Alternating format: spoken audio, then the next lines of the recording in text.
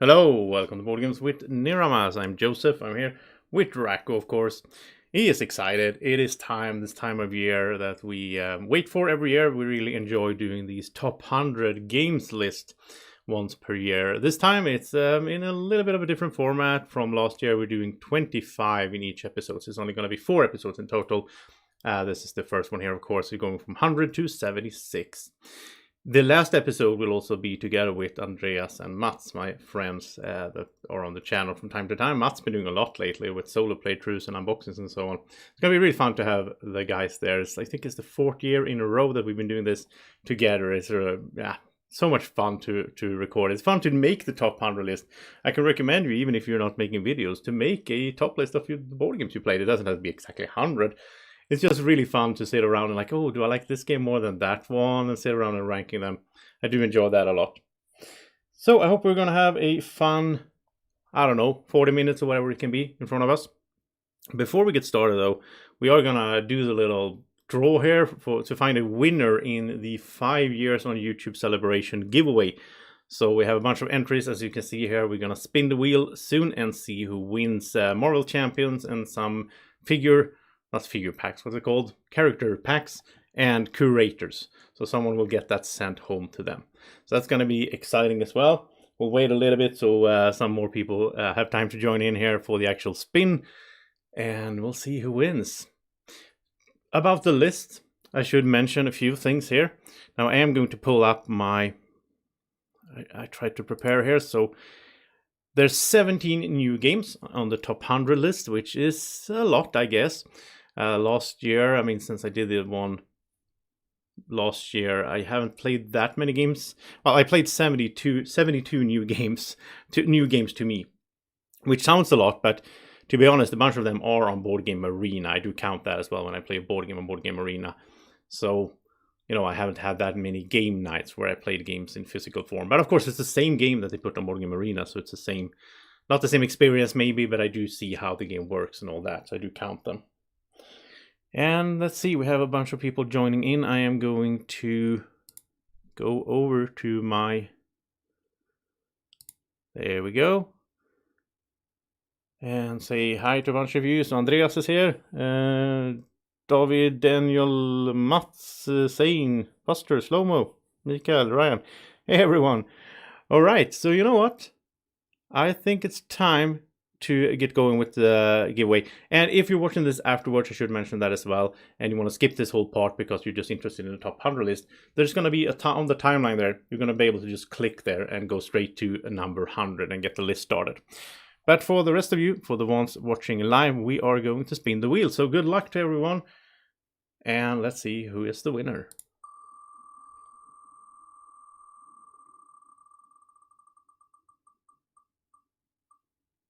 That is David Karlsson is the winner. Congratulations to you.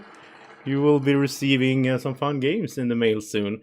Now, I will, of course, send you an email as well. I don't know if you're watching live or whatever, but I'll send you an email and we'll sort out address and all that. So, congratulations. Thanks to everyone who has been entered the giveaway. And yeah, now let's get going with the top 100 list. So, top 100 and number 100 here. It was 92 last year, so it hasn't moved around that much. Here it is. It is Trajan, and I'm going to prepare these, but yeah, it is live, so we'll have to put up with a little bit of loading time there. So, Trajan is a Stefan Feld game that has been on the list for a bunch of years, ever since I played it, really. Trajan is it's usually referred to as a point salad game. It's like one of these mid-weight Euros where you get points no matter what you do. The main fun part of Trajan, though, and what makes it good is this, as you see here in the background, this little system where you move those tokens around. And if you have 4 tokens in one of those bowls, they're supposed to be bowls, then you have to move 4 spaces, and you have to leave 1 token on each space you pass by. Whatever you land in, that's the action that you get to do. And there's 6 different actions in the game.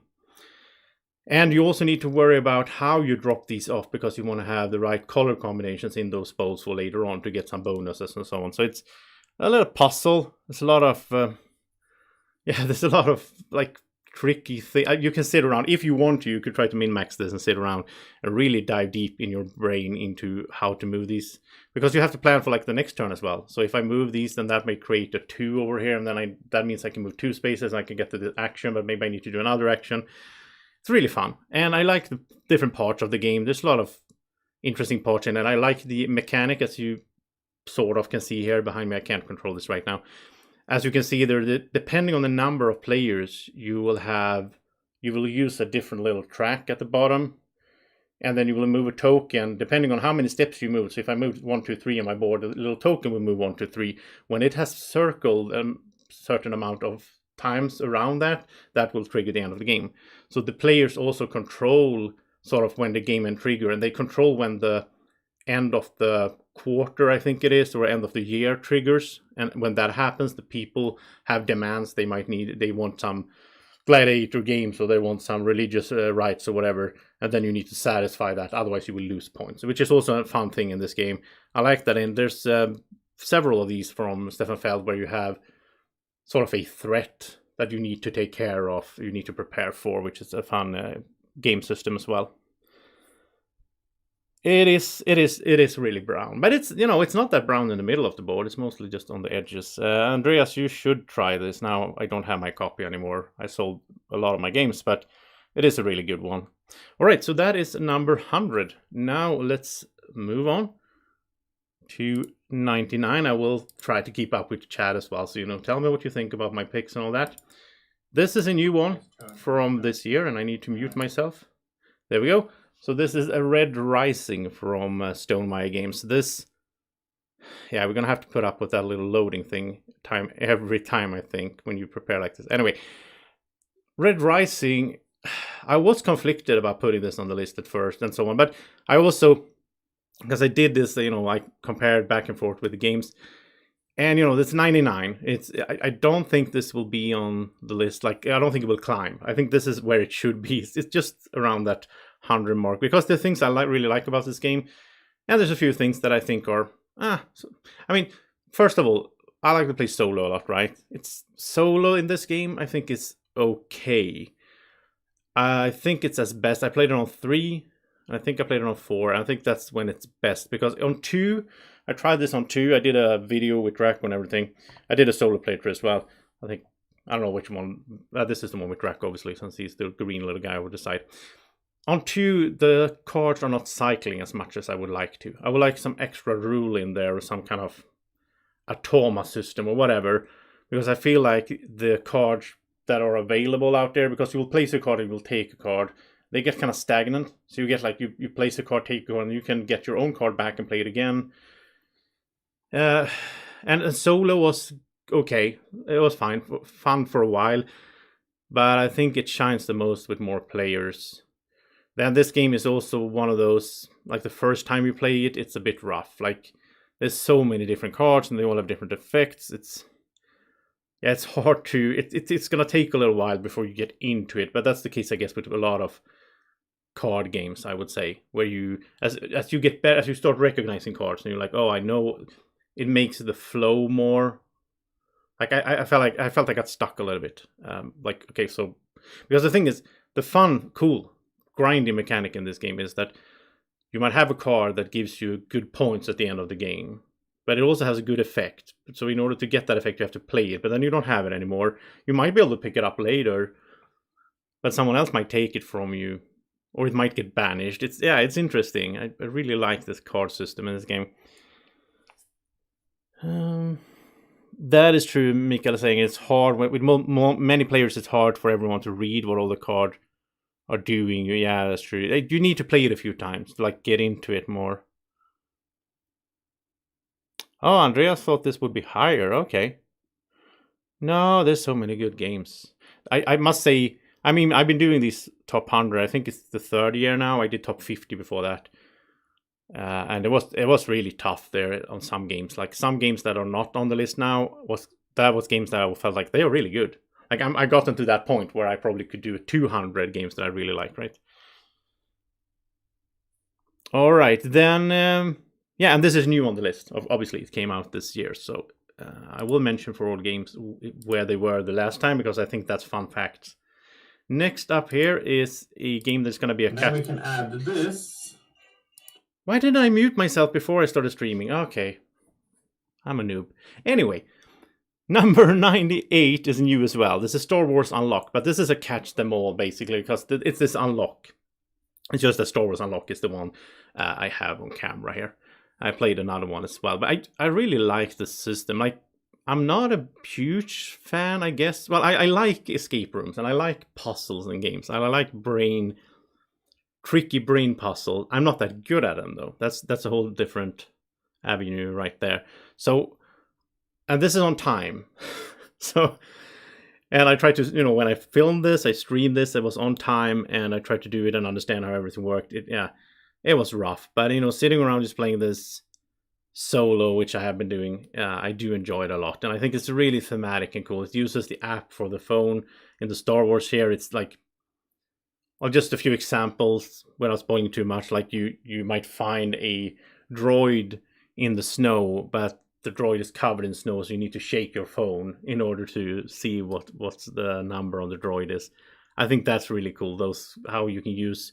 I'm a big fan of using digital apps and digital implementations into board games, as long as you keep it still, a board game, but you have the app or the digital implementation to help you out in order to make the game better, which I think the Unlock games do.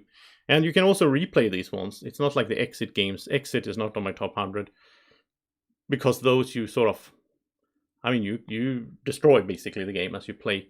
I think Exit's pretty fun as well. I played 2 different ones, but I'm way more interested in playing more of Unlock actually, and I would like to play this with friends as well and see if we can work things out together.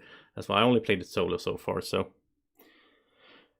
all right, that was 98, and that was new on the list. Now I will remember to mute myself if I didn't. Yeah, I didn't. Okay, so here we go with 97, which is also new on the list. This is a small game here, Blitzkrieg. It claims on the box, it claims to be World War II in 20 minutes, which it actually is a 20-minute game, and I don't know if it's World War II, but it's World War II themed, and it sort of feels like a World War II combat game, where it's more like it's like a tug of war. This is a 2-player game only. Like I'm playing here with Martin. One side is the Americans, or like the Allies, and one side is the Germans. You're placing these little tokens. You have these tokens hidden behind your screen, so the other player doesn't know what you have at the ready. It's also a bit of a bag builder because you will add tokens into your bag, and then you will draw tokens from the bag, and then you can play them. So you get better as the game keeps going. At the same time, you're playing some of your good ones out, and they get stuck out on the map, so then you don't have them anymore. You have like ground units, and you have sea units, and then you have airplanes, which are wildcards. And some, as you can see on the board there, some spaces, like the brown spaces, you can only play land units or airplanes. On the blue spaces, you can only play ships and so on. As you place a tile, it's very simple. As you place the tile, it has a number on it, a value. That's how many spaces the token will move towards your side. It's a tug of war. You're trying to get it over to your side in order to score points when these rows have been filled. Really fun game. It's so much fun, this little war style game. And here we zoom in as well, obviously. Yeah, I really enjoy this a lot. And there is a new one that was released at Essen Spiel. It's called Caesar, I think, with like an exclamation mark. I think it's called Caesar. And that claims to be the Roman Empire in 20 minutes. Also a 2-player game, but it has more area control. You place like units on a map of Italy or Europe. And I'm really curious to play that one. And they are sending me a copy. I know that it's coming here in the next few weeks. So I will be doing a playthrough with Draco with that one. So I look forward to that because this one really impressed me. It's one of those games that at first when I looked at it, it came out 2019 at Spiel, and then it came out like in broad retail in 2020. I wasn't really that. I was like, yeah, sure, let's play it. Martin picked it up, and I was like, yeah, we can try it. And then I fell in love with it. It's such a cool game. All right, so that's 97 Blitzkrieg, and now we move on here to a Alexander Pfister game called Maracaibo. So Maracaibo is my 96, and this is also new on the list. There's a lot of new on the list here in this first segment, just as it ended up. I don't know why that's the case, but Maracaibo is cool. Maracaibo is, though, this is the opposite of what I said about Red Rising. So Maracaibo I don't want to play with 4 people. I played it on 3, and that was like the first time we played, I guess, so that's why it was slow, but it was really slow and a lot of downtime. I like this one solo. I think it's really nice solo. There's also a solo campaign. This game has something really cool. It's a Euro game, and it's like a rondel Euro game. You move around, you do actions, and so on. And you play cards, and the cards are really cool because they're like multi-use. You can use them as a resource, you can use them for the effect, and so on. But what's really cool about this game is this is a way where Alexander Pfister started like mixing in. Well, he's been doing it a little bit before, I think, with one of the Puerto Rico expansions, but it's like mixing in story or legacy elements, like a campaign element into the Euro mechanic. So in the campaign mode, which is what I played solo, you sort of, the map will develop, but there's no stickers, there's no ripping up of cards, there's not legacy in that aspect, but you have tiles that you place on the map, so that will change up the map. Some of these ports or some of these shipping lanes will change. There might be pirates showing up and so on. Really cool. I really enjoy the solo mode, and it was just an expansion released that just yesterday Mats put a unboxing on the channel here where he's unboxing the expansion for this. So that was just released at Spiel as well. So that adds a new campaign also. I would like to try that. But yeah, there's a lot of interesting things in this game. Especially, I think the card system is where it shines the most. Just that, I love hand management. Just that, like, I have this card. I need wood, but I could use this card as a piece of wood. But if I do, then I don't have the card, so I can use it for the effect of the card later on. And yeah, I could be talking about this game for like 30 minutes because there's a lot of interesting mechanics in it, but I don't want to get stuck too long on this one. But Maracaibo I can really recommend. It's not my favorite Pfister, but it's really good. All right, so Maracaibo was 96. So let's move on. I'll try to keep a little bit of tempo here since there's 25 games to talk about. Next up is an old classic. So this is, previous year it was 31, Agricola. So Agricola from Uwe Rosenberg. This one has been in my top 10 back like, I don't know, 4 years ago or 5 years ago. I really enjoyed Agricola. Well, I still do. I mean, it's still on the top 100 list. And that's the thing, all the games on here is games that I like, you know. But it has fallen down. It has fallen down because it feels a little bit bland at this stage for me compared to the excitement I had for it a few years ago.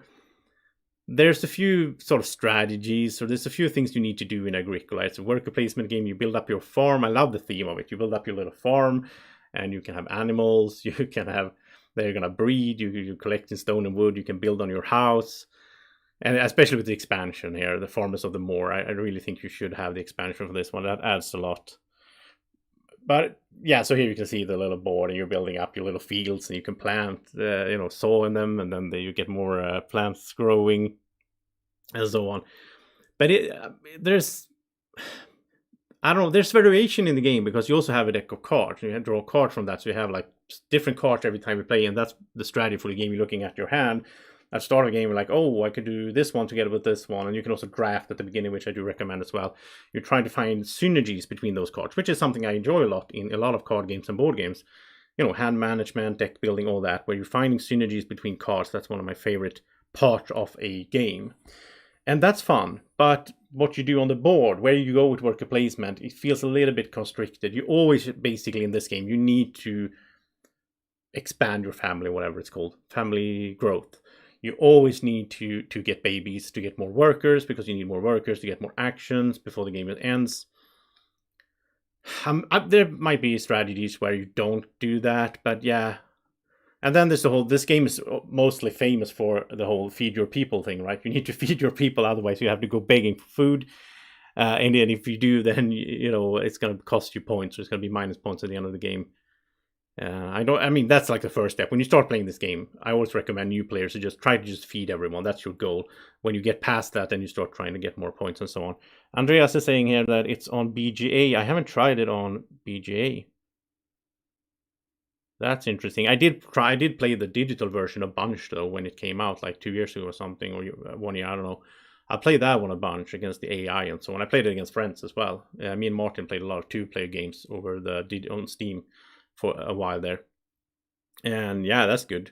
Even though this is one of those games I really prefer the physical version. I mean, the tactile feeling of all those little tokens and all that. That goes for all board games, I guess. But this one, for me, I guess it's because I played this so much before the digital version showed up. But I will try it on BGA. I haven't done that.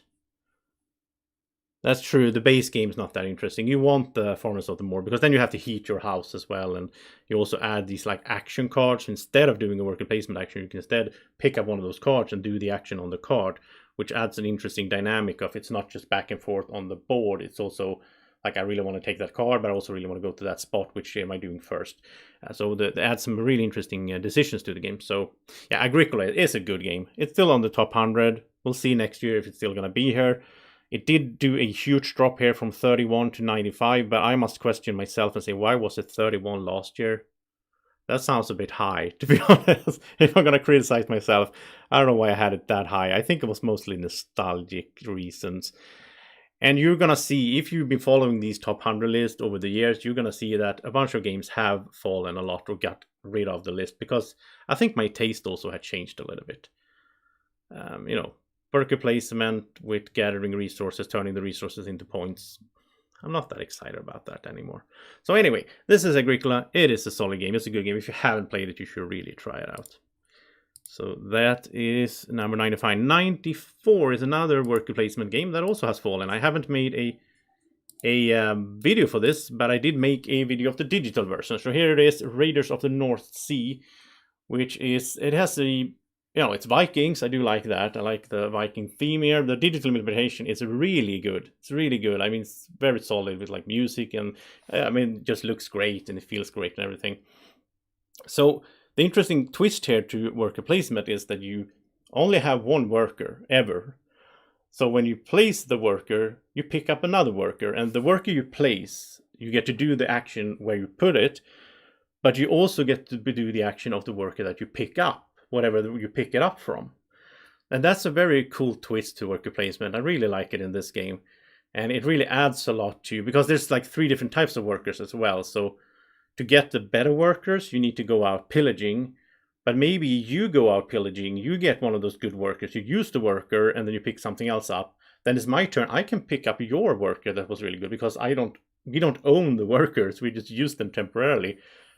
There's adds a lot of interesting decisions and strategy to the game that games like Agricola or the classic worker placement games don't have. So that's an interesting addition. Now this is part of a 3-game series, of course, with Explorers of the North Sea and Ship Crafters, Ship Makers, Ship whatever of the North Sea.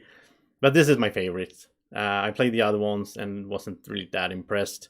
Also another series that, this is my favorite game from, Shem Phillips, right? Because I'm not a big fan of the next series with the Architects of West Kingdom and the Paladins of West Kingdom. Those are not on my top 100. The Paladins of West Kingdom is in my top 200 though. That game was pretty good. I would like to play that again, I guess. So yeah, this Raiders was number 60 last year. So it's fallen from 60 down to 94. And again, that's mainly because this kind of games, maybe, I don't know. Maybe I'm not that excited about them anymore. Maybe I play them too much. I don't know. Let's move on. So next up we have a game. I need to mute. Come on, I need to learn this. So this is a game I want to play a lot more. I haven't played it that much, but I want to play it a lot more. Arkham Horror, the card game. This game, when I played it with Keith, by the way, Keith is teaching it to Draco and I here. This is way back in my kitchen when we did videos. That was like 3 years ago or something. I played it with Keith there, and I must say, at that time, I was more into the Euro board game mid-weight worker placement style, which I might have, dropped a little bit of. But on the other hand, this kind of game has gone up for me. These days, I love this kind of games with card play, thematic, you build the deck, you build your bag, your campaign style. So I need to play this game again. I think I would like it even more. I liked it back then. It's been on the top 100 all these years since I played it. But I think it would rise for me on the top 100. I think this has potential to go up on the top 100 if I play it more.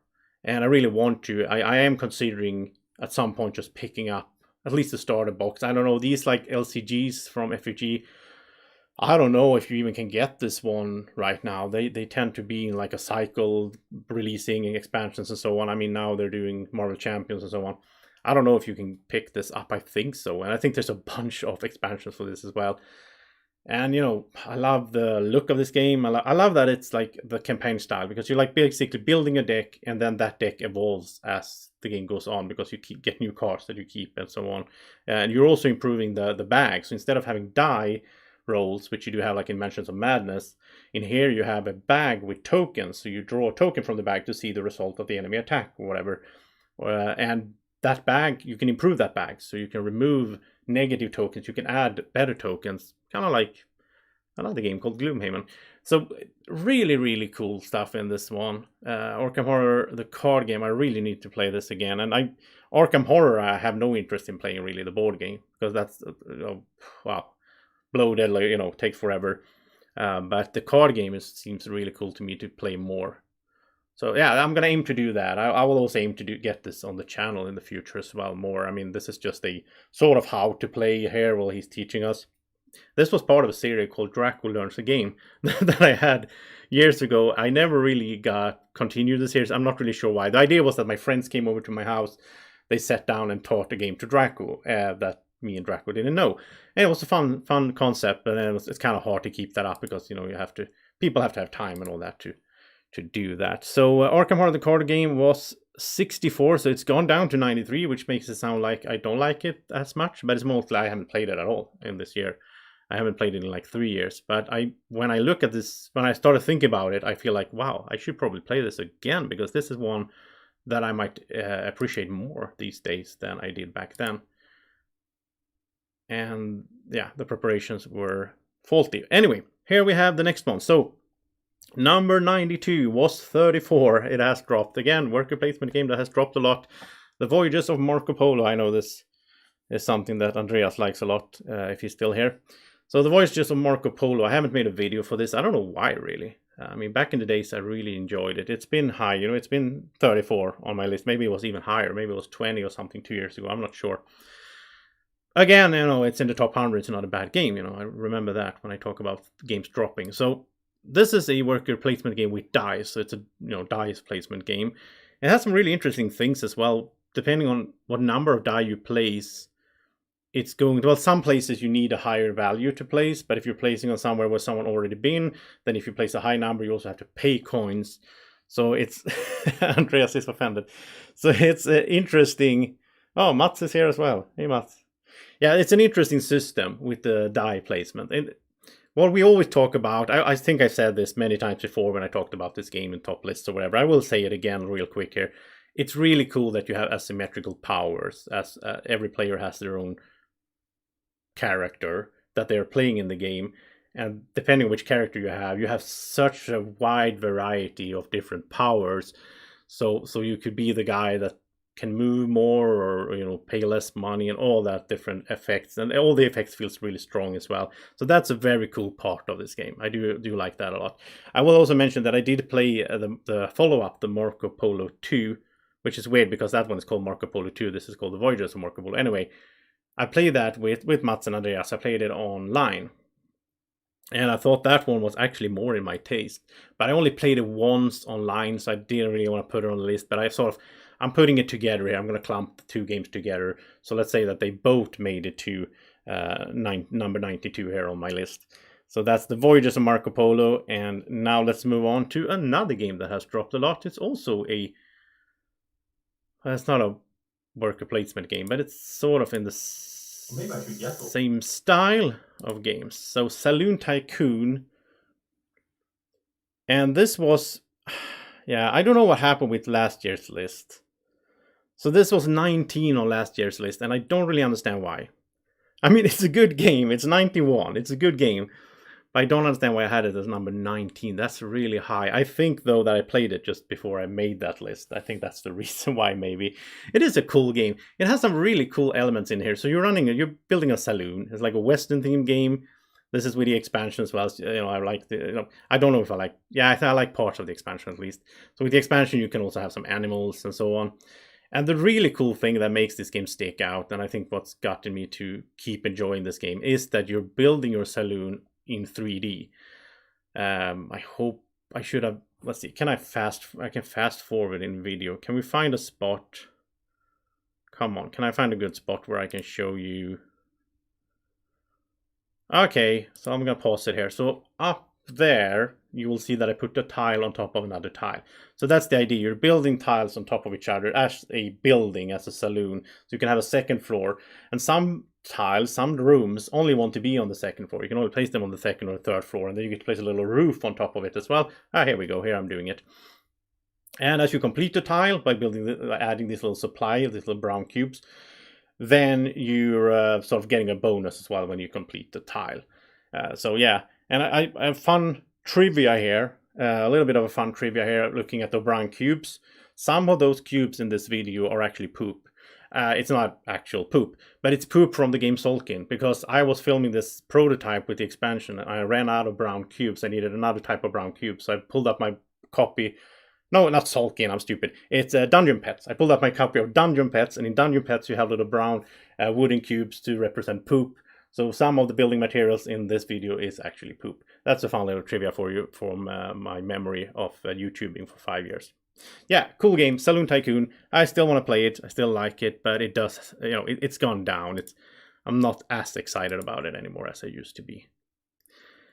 All right, then we go to number 90, another Euro board game.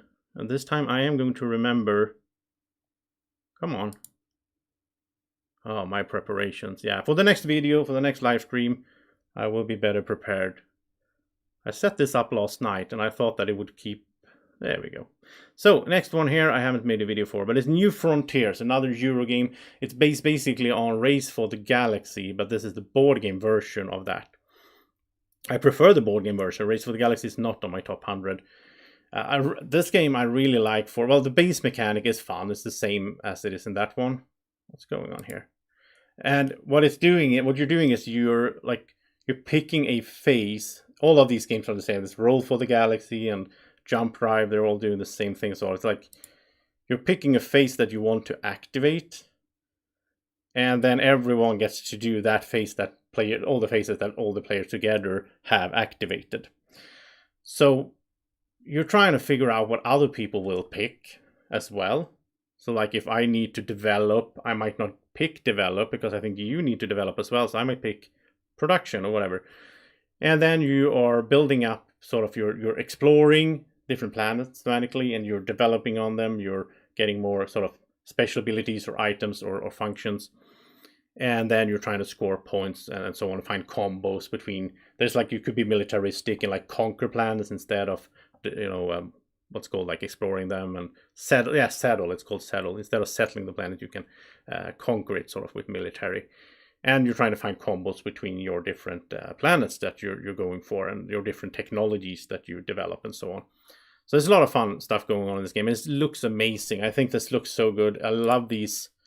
Huge. It doesn't look so in this picture maybe, but they are huge, these circular tiles that you're placing around your board and they fit in there, and that sort of shapes and forms your galaxy or your part of the galaxy that you have explored. And then you have these technology, and I mean there's just the shape of these as well. I think the production is so good because they click together in a sense. Very, very, very good production in this one. So yeah, I can recommend New Frontiers, especially if you played Race for the Galaxy and you sort of really like it. People are complaining about Marco Polo. Yeah, I would expect that. Is New Frontiers also on BGA? Wow, then I need to play it there. I haven't been that much on BGA lately. I need to go to BGA more, I guess, if I'm sitting at home. Yeah, because this is a really fun game. All right, so that is New Frontiers. It was 87 last year, and now it's number 90. So it's really been, it hasn't moved much at all. That's basically the same thing because there's new games added to the list as well. So going down 3 steps is basically keeping in position. Next up, though, 89, here we come to a game that also been in my top 10 back in the days. Star Wars Imperial Assault, and this is a thematic Star Wars game, based on Descent. This tactical grid combat and rolling dice, getting special powers, all these different cards. So you're fighting the Empire. One player is playing as the Empire, which is my favorite to do. It's like a one versus all game. I played it a bunch as 2 players, and then the Rebel player controls multiple characters and so on. But I played it at 4 people, and I think maybe 5 even. That was when it was at best. Now, this could, this has been dropping on the list every year. It's dropping because I don't play it, because it's so huge. It's taking up a bunch of my shelf space. I am considering selling it, but at the same time I don't want to, because I do like the game a lot. So I still own it, and I have everything like painted and so on. Well, not everything, most of it is painted. Yeah, really cool game. I really like it, but there's a lot of it's a huge campaign game. It's a lot of setup time and so on. Now there is an app, and the app has been out for years. The thing is though, when the app came out, I think it was almost the same day, or maybe it was like the day before or the day after.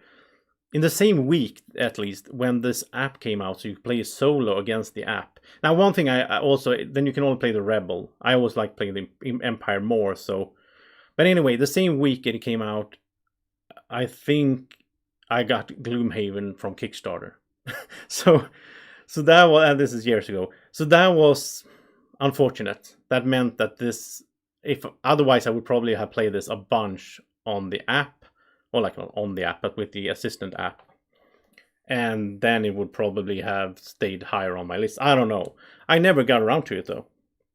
I never got around to playing this against the app, which is a bit sad. But again, it's because I have ATSD standing on my shelves. They're all spread out, different boxes all over the house, it feels like. So I need to gather everything together. I need to do that anyway if I'm going to sell it. But I mean, at some point I will get back to this game and give it a good run and probably love it again. And, get back into it, and it might be on the next year's list higher up, who knows.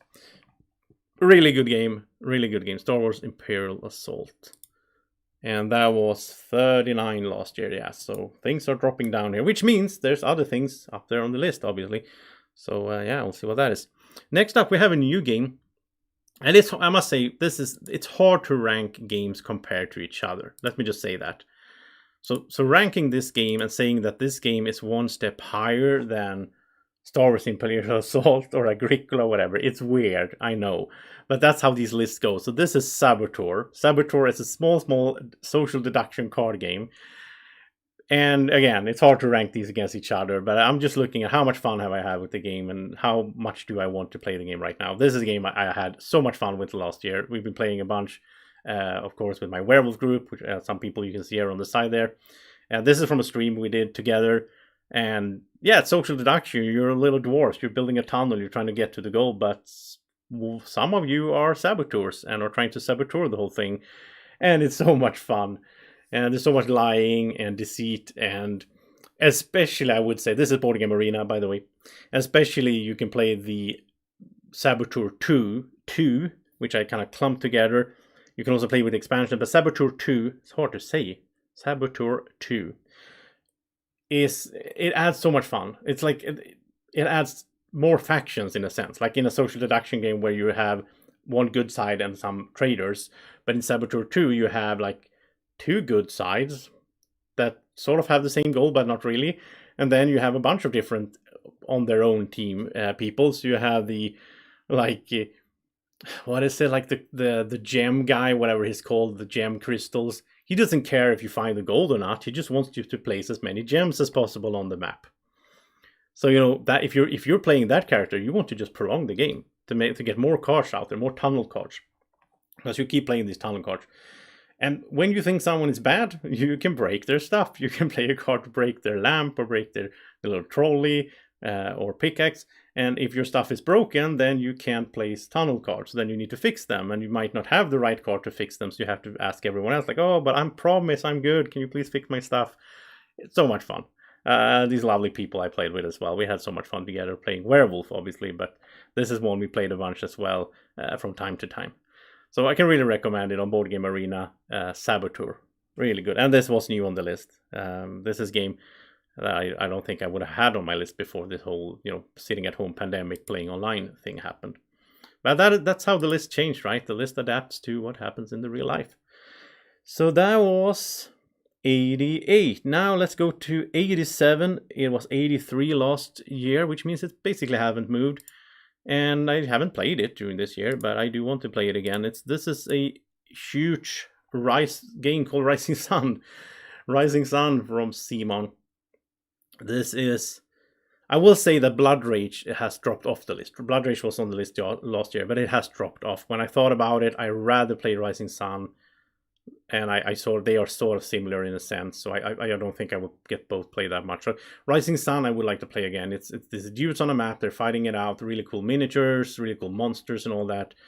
And this has the same mechanic really as Race for the Galaxy or New Frontiers or Puerto Rico. Puerto Rico is not in my top 500, I think. But anyway, it has the same mechanic, which is really cool. Like you're selecting a phase, really.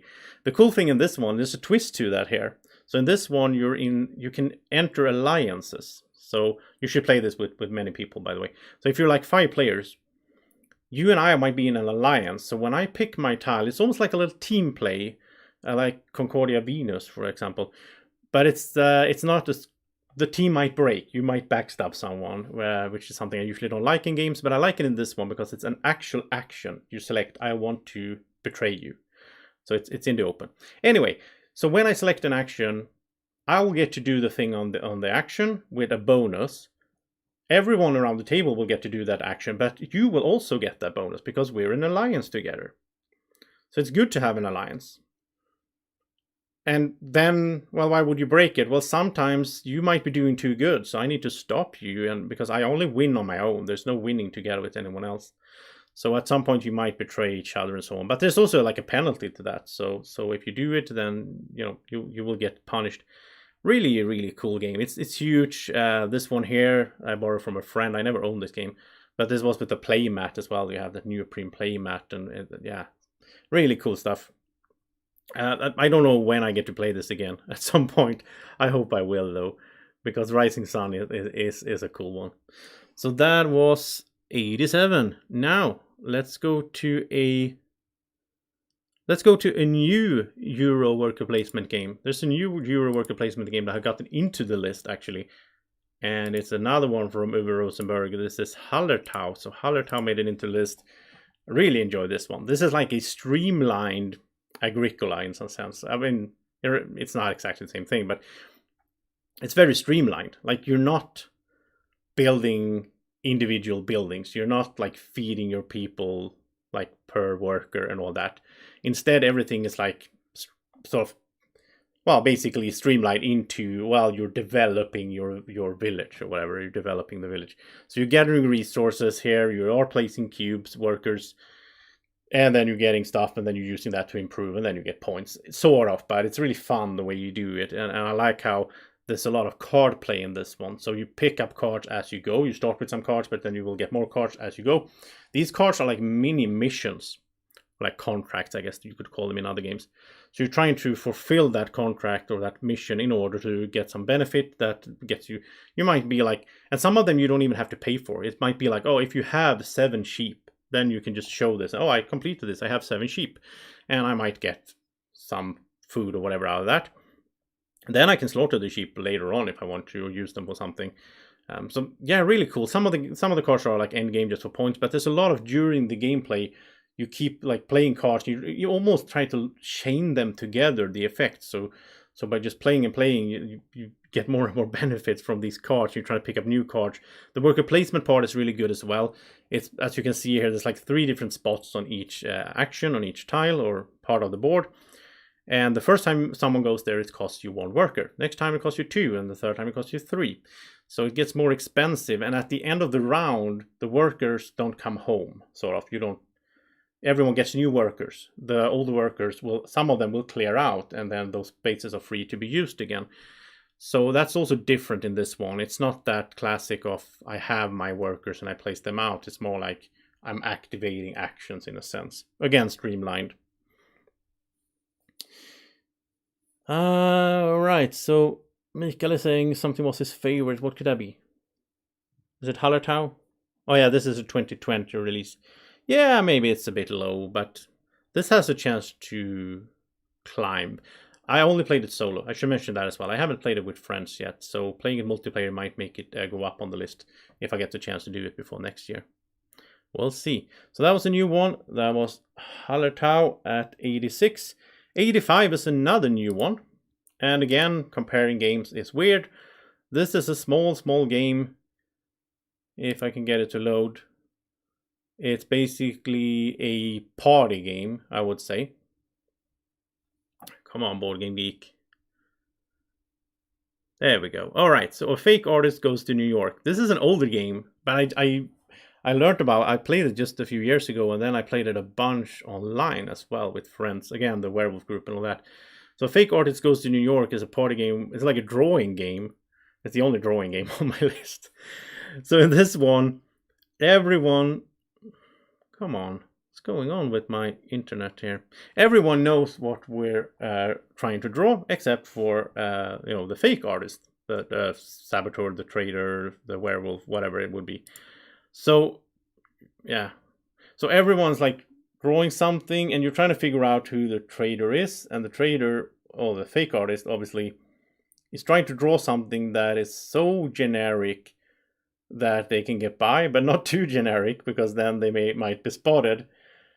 And it's a super simple little game, but it's so much fun. I had such a blast with this one. I played this in real life as well, and yeah, really fun little party game, and the whole style of just like, you don't need to be good at drawing in this one. You most of the time you're just drawing like a line or a few lines. So if you're good at it, I guess it helps maybe, but it's not one of those. It's not Pictionary when you like people need to realize what is it you're drawing and all that.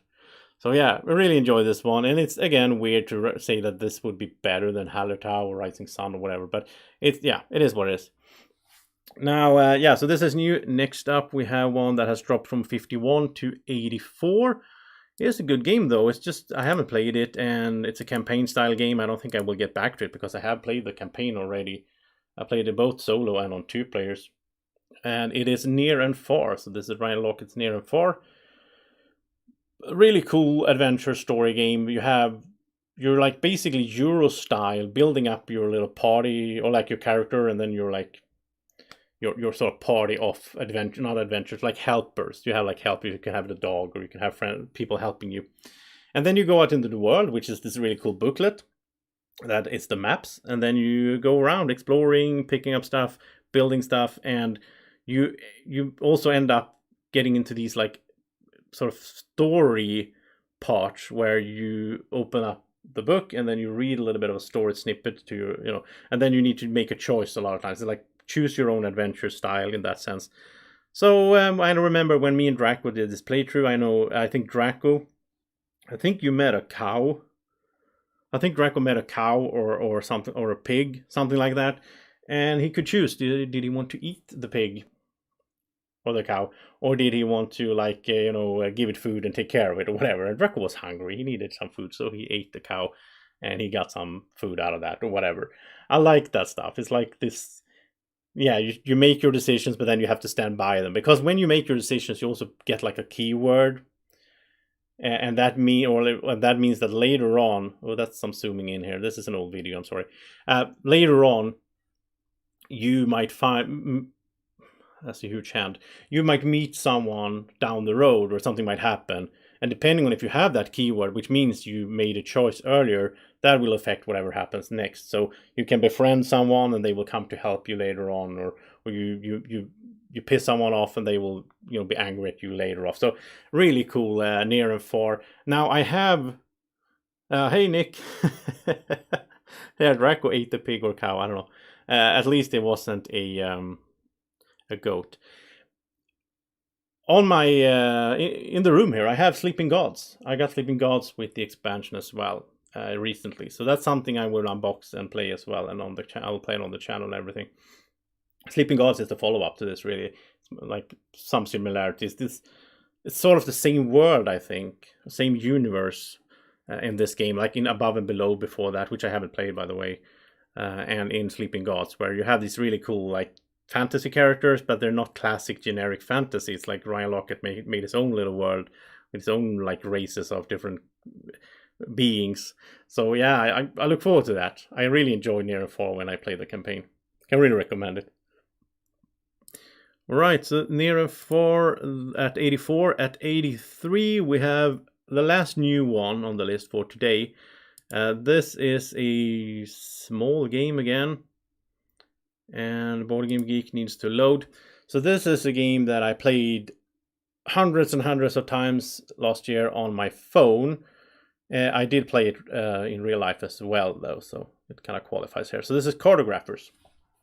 Cartographers is a roll and write, role player tale, as it's called. It's in some way, I think, building on role player, right? So Cartographers is it's sort of like a tile layer. I need to update the page twice for some reason. It's like a tile layer in the sense, but instead of putting out tiles, you're drawing. So you're making a little map and with different shapes like this. This is someone that is good at drawing. I wouldn't do it this well, but so you're putting these little forests and villages and fields and everything together like in Tetris shapes, and then it also has a variable scoring system. So some of the rounds you might need to build the long stretches. Some of the rounds you want to surround the water. All that classic stuff that you could expect to get the most points. It's really fun. It's really addictive, especially there's an app for your phone where you can play solo or play by yourself. It's really addictive, and it also has a cool thing in the app there that every week it changes the mission, and there is like a leaderboard. So I've been on that. I've been on the top of that leaderboard multiple times where because I played it so much that I got pretty good at it. So like, oh, it's Monday, it's exciting because on Monday they get a new goal going, and okay, it's this goal, and you got to figure out how that works, and you got to play and play and play so you get on the leaderboard. But then it's a digital game, of course. You can play this in physical form where you have sitting and drawing on the thing. You don't need to draw like actual houses. I just did like brown because that's a brown area. So depending on how good you're at drawing, really cool roll and write. I think. Well, it's not my favorite roller, right? But it's my number 2, I think, on the list. So, Cartographers, new for this year at 83. At 82, here's a game that actually climbed for once. We're going to start seeing those as well. So this was my number 100 last year, and now it's 82. This is Wingspan. Another game from Stone My Games. Wingspan has climbed almost 20 spots on my list. I haven't even played it in physical form since then. I haven't played the expansions, which I should do. That's something I really need to do because I really enjoy the game. But I played it a bunch on Steam. I played it a bunch digitally. I mean, that's the time right now. I played a lot of games digitally, and that's fine. That's how it has to be right now. So Wingspan, how should I describe this? Well, basically it's a hand management game in its sense. Because and it's very tight. It's very tight. You just have a few cards in your hand. You need to decide how to use them, how to play them. You're trying to gather, food in order to put your birds in their habitat. And it's so lovely. It just looks so lovely and everything, and it's like realistic as well. You can read a little bit about the birds on there. Now, something I haven't tried, I know Andreas has. Andreas, I know you have done this where you have there's an actual app. It's not for Wingspan. I think it's just a general people that are into birds app. And you can hold it with your phone and the camera, and you can look at scan a card or look at a card, and you will get to hear how that bird actually sounds. The bird song. That's really cool. So you can do that while you play Wingspan, and even more immersion, right? I played this a bunch on Steam. It's so good on Steam. I think it's. Didn't I do a top 10 Steam implementations of board games list? I think I have. Like Terraforming Mars and Gloomhaven. What? I think I've done that. I don't remember if I done that video. I think I did that last year. I've done over 1,300 videos by now, and I'm getting old, so I don't remember. But this should be high up there. I did that list before this came out on Steam because it's so good. It's amazing how they made the digital implementation. There's music, there's atmosphere, and the artwork, the graphic is amazing. You even have, I don't know if it's Elizabeth Hargrave, I don't know, I don't think so. There's a woman reading, when you play this little blue jay, you will hear her reading, narrating, and telling us a little about the blue jay. It's so cool. Really, really good implementation. And I mean, the board game itself is awesome as well. I love those little eggs. And again, a little bit of fun trivia. I will do this from time to time because it's fun. In the... Hey, Graham. In the playthrough I did for this, I did a 2-player here with Draco, but I also did solo playthroughs. In my solo playthrough, I went to the store and actually bought a little candy egg, a little white one, that kind of looks like the one in the game. I put it in the bin with the other plastic eggs, and then during the playthrough I just picked it up and ate it. And I thought that people would react, that I would get comments or whatever, that people would see that. I don't think anyone realized it. And the thing was, I wasn't on camera though. I took it, like you can see it from this angle. I took it, and you might hear me crunching. And it would have been more effectful if you actually saw me put it in my mouth. But I thought that was a fun little twist. I don't usually do those little things in my videos, but in this one, I just got the idea that they really look like candy eggs, right? So I had to do that. So that's some fun trivia for you. All right, so hey Alex, yeah, werewolf. No, I'm not gonna play werewolf tonight. Sorry. All right, so anyway, let's get going here. That was Wingspan, who's actually gone up from 100 to 82 on the list. So now we go to 81. Still have a ways to go here. It's a long list and it's a long video, but that's what it is. But I'm clumping them together like this. It's fine. It's fine. Let's refresh Board Game Geek. Come on, Board Game Geek. I need you today. Well, I watch Board Game Geek every day almost, but especially today. Here we go. Next one here is Whitehall Mystery. It's 81. It was 81 last year, so it's in the exact same spot, which in a sense means that it has moved upright. Like just mathematically, since it's in the same spot and I have added games, this has moved up. You could say that. This is a really fun. What's it called? Hidden movement, like one versus many. So one player is playing as Jack the Ripper. You're running around. It's a small game. You're running around, and there's a bunch of versions of this, I think, with like Jack and whatnot. I only played this one. I should play the other ones. But this is like you're running around London. For some reason, you're putting up body parts. It's kind of weird. I don't know why Jack the Ripper wants to spread them out, but he wants to. So you're going around, and if you manage to place all the, 4 body parts in 4 different districts, then you win before the other players are playing the cops. They are trying to catch up to you. So they are like deducing where you could have been and where you could have moved. So that's fun. I like that part of the game, but I also like the one where it's hidden movement. I'm trying to out trick the other players. I remember a game I played of this where I had so much fun. I was the Jack the Ripper. I was like basically I was going behind the cops all the time. So they were like going and like, oh well, he hasn't been here, and I was like right behind them, and they didn't know. So much fun in this game. I remember even sometimes I wasn't like going straight for the win because I had so much fun just running around and trying to trick my friends and confuse them. Yeah, I really enjoy this one a lot. I mean, I like this kind of games. I like Fury of Dracula. It's not in my top 100 either anymore. Just like what's the other one? Can't recall the name of the other one. I like this like hidden movement. I should play more games like this. I have one game coming to me in the mail. It's called, I don't remember, called like MGT2 or something like that, M2GT, which is a hidden movement game that I will try to get my friends to play with me because I really enjoy these kind of games, one versus all. Yeah, Whitehall Mystery, it's in the same spot. Well, it sort of got up.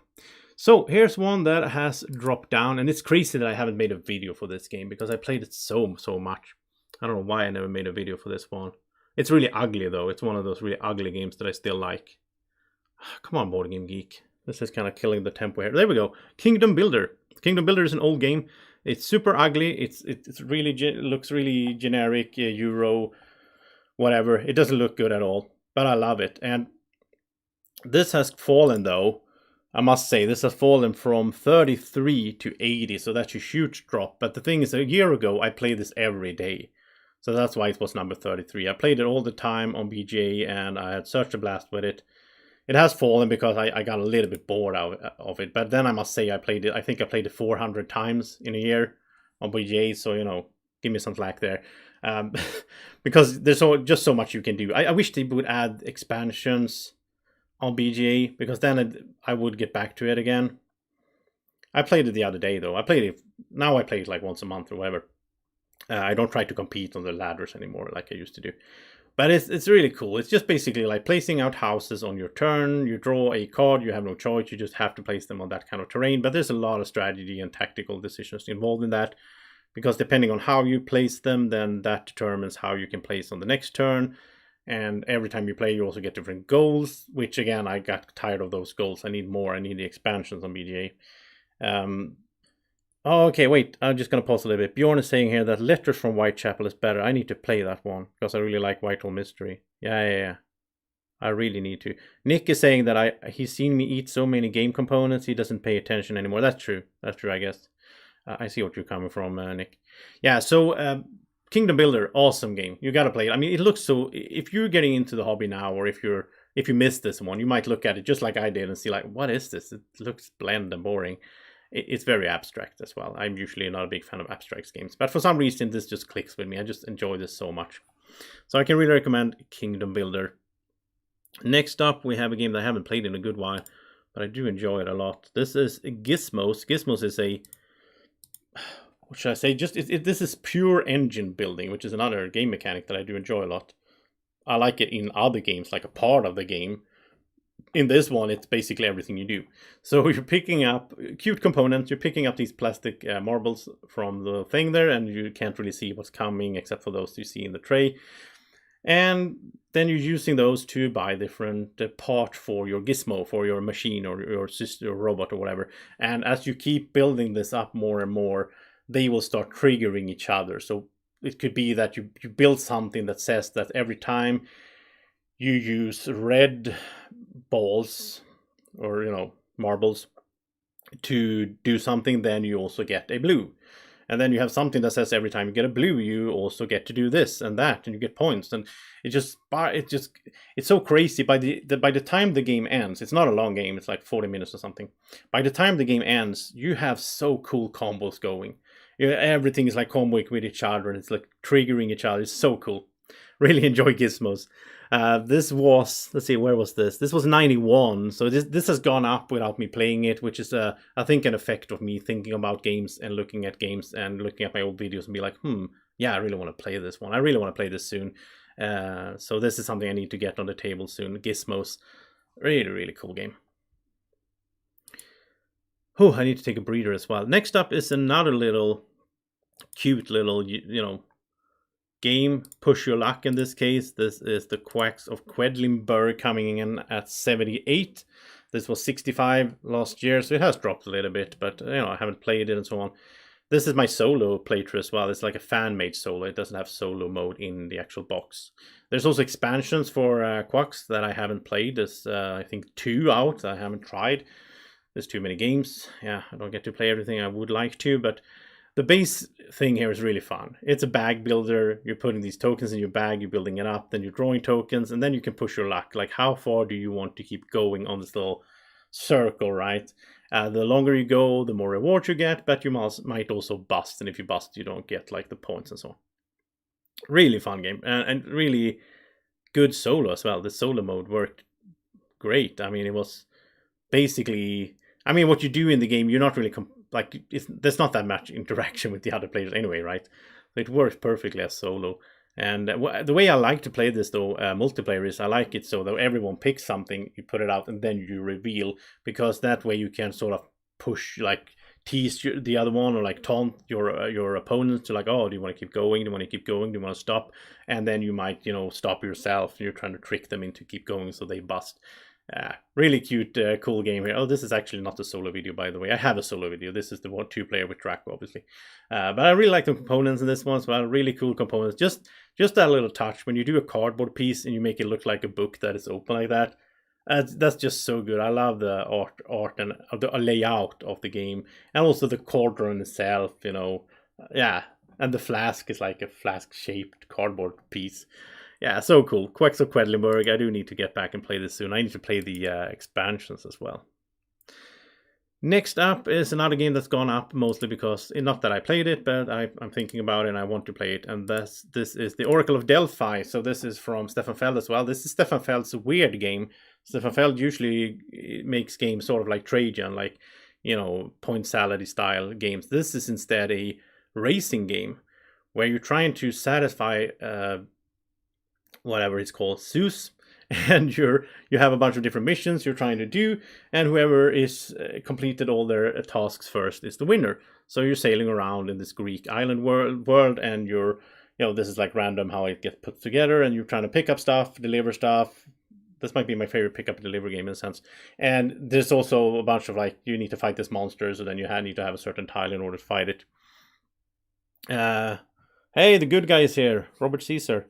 Yeah, and so it's really cool. It has a lot of cool pieces and features in it. Now, the main thing that makes this game stay on the list, even though I haven't played it, but I feel like I want to, I still have it in my collection. The main thing is this: it's the board. It's such a cool system. Again, sort of like Trajan, you have this rondel, 6 different spaces, 6 different actions in the different colors, and you're rolling dice, and then the dice have, of course, 6 different sides to them. So depending on which side you get, you will place that, you will activate a certain action. But then you can also pay, whatever it's called, you can pay a resource to move. So like the workers in Castle Bergen or whatever, you can manipulate the dice in order to do a certain thing that you need to do right now. You can also use cards to do actions. So that mechanic is so good. I really like that. It's so cool. And it's also cool how you have this little bunch of different gods, Greek gods, that you sort of build up, and then when they are maxed out, they can give you a special power, but then they drop down to the bottom, you have to start building them up again.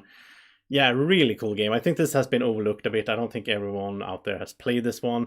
Oracle of Delphi, I really recommend it. Hey Grow, there's a lot of werewolf players in here now that wants me to come play werewolf, but I'm not gonna end my once in a year live top 100 list to do that. I'm sorry. So then we have Glass Road coming in. The last game of today, 76 Glass Road. It was 82 last year, so it has gone up. I don't have a video for this. I don't know why. Should have that because it's a great game. So Glass Road, another Uwe Rosenberg game. Was it three Uwe games on the first 25 here today? I think so. Yeah, and there's might be more. Yeah, there's more coming on the list as well. I really like Uwe Rosenberg's designs. So Glass Road here. This is a game that I love and hate at the same time, in a sense. Well, like when I play it, I have fun, but at the same time, it's also agonizing, which doesn't necessarily have to be a bad thing when it comes to board game, right? The feeling of anxiety or like agonizing decisions, that's often a good thing in a Euro game. And in Glass Road, you get that. But it's also a little bit hard for me to grab sometimes how this resource wheel works, even though I played it a bunch of times, I think. But okay, let's see if here's a picture of it. So I'll try to say this in words. It's not that easy. But basically, you have resources on the wheel. So you might have like coal and sand or whatever. When you get enough amount of those resources, you automatically make glass. And then you lose those resources, but then you get glass. Then you can use the glass in order to build buildings and whatnot to score points and all that. You have your little player board that you build on. But this resource wheel really is tricky for my brain to understand how it works all the time, and like how to maximize it and how to make it work. So yeah, it's really cool though. Really, really enjoy Glass Road. The main thing that I love about Glass Road is not the resource wheel. It is the cards, the action selection system. How you have cards. So everyone has the same, or not the same. Everyone has the same cards in their personal decks. You draw. You look at all your cards. You can access all your cards. You pick 5 of them that you want to have active for the round. Then, when it's your turn, you take one of those 5 cards and you place it down and you activate it. When that happens, usually there's all the time there's 2 different actions on that card. So yeah, I'm also bad at it, Mika, but I enjoy it. So you have 2 actions on the card. So if you're placing, it's my turn. I'm taking one of my 5. I'm placing it down. I want to pick up wood twice. I will get double wood, 2 wood, whatever, or 4 maybe. Then everyone else around the table, if they, among those 5 cards that they pick before the round, if they have the woodcutter, they can place it down, and all of a sudden they will get to do their action on my turn, and I will only get 1/2 of the cards. I will only do the wood action once. They will get to do the other one. And so in total, I will only get 3 actions per round. So 3 out of the 5 cards I get to play. But I have 2 more, and I'm hoping that you picked one of those so that I can leech on your turn which will benefit me and it will also hurt you. It's such a cool system. It's so much fun. And you're sitting there looking like, oh, I see that Nick over there. He really needs to feed his goat. He needs to get some wheat. So maybe I'm not going to play the wheat card. I'm going to let him play it and I'm going to tag along. Really fun card play system. So that is the last game for today. That is Glass Road. And this has moved up a little bit. I don't know why, really. I would say it's in the same spot for me, really. This movement is a bit tricky since there's 100 games and they move around this new game coming in. Sometimes I feel like few placements up or down at this stage doesn't matter that much. In the top 10, though, in the top 20, I would say I have spent more energy and thought and time into every single position. So if a game has moved up from 12 to 9, then that's, that sort of means more than 82 to 76, which I don't know if that's fair to the list, but it is what it is. I can't spend too many hours on this, I guess. I've been sitting around so agonizing, like, oh, should this go up, should this go down, should I have that there? And I've been like puzzling back and forth in my Excel document forever, and I finally decided on this. So Glass Road, really good one. I hope you have enjoyed watching this. If you're watching this afterwards, tell me in the comment section what you thought about my game picks. What are your favorite games? What would you put on your 100 to 76? Do you think I made good selections? Do you think I'm crazy for some selections?